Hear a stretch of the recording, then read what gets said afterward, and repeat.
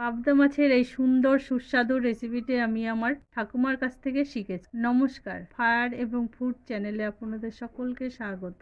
এই চ্যানেলে আমি এই রকম নতুন নতুন রান্নার ভিডিও আপলোড করে থাকি, তাই যারা এই চ্যানেলে নতুন তারা সাবস্ক্রাইব বাটনে ক্লিক করে ফায়ার এবং ফুড ফ্যামিলিতে যুক্ত হয়ে যান। প্রথমে পাবদা মাছগুলোকে ভালো করে ধুয়ে হলুদ, লবণ, একটু সর্ষে তেল দিয়ে মাখিয়ে নেব। ঠাকুমার কাছ থেকে শিখেছি আঁশ ছাড়া মাছের তেল মাখালে মাছগুলো ভাজতে গেলে ভেঙে যায় না। এবার মশলাগুলোকে দেখে নেওয়া যাক। আদা বাটা, জিরে বাটা, পোস্ত বাটা, টমেটো ও শুকনো লঙ্কা বাটা, কিছু পেঁয়াজ কুচি ও 3টে গোটা কাঁচা লঙ্কা। এবার মূল রান্নায় যাওয়া যাক। কড়াইতে কিছুটা তেল দিয়ে মাছগুলোকে একে একে ভেজে নেব। তারপর জিরে ফোড়ন দিয়ে তাতে পেঁয়াজ কুচি দিয়ে হালকা করে ভেজে নেব। পেঁয়াজের মধ্যে হালকা হলুদ লবণ দিলে পেঁয়াজটা নরম হয় এবং তাড়াতাড়ি পেঁয়াজটা ভাজা হয়। পেঁয়াজ ভাজা আমার হয়ে গেছে। এবার তাতে একে একে জিরে বাটা, আদা বাটা, পোস্ত বাটা, টমেটো ও কাঁচা লঙ্কা বাটা দিয়ে